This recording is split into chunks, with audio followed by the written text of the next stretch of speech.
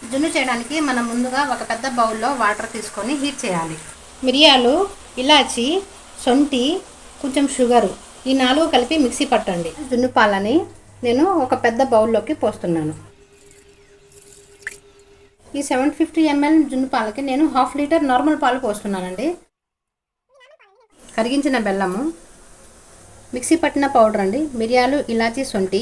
ఇప్పుడు ఇవన్నీ ఒక విస్కర్తో మిక్స్ అయ్యేలాగా కలపండి. ఈ హాట్ వాటర్లోకి ఇది ఆవిరి మీద ఉడకాలన్నమాట. ఈ బౌల్ని నేను దీనిలో పెడుతున్నాను.